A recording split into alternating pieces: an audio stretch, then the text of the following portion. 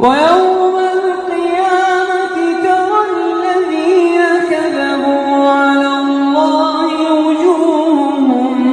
مسودة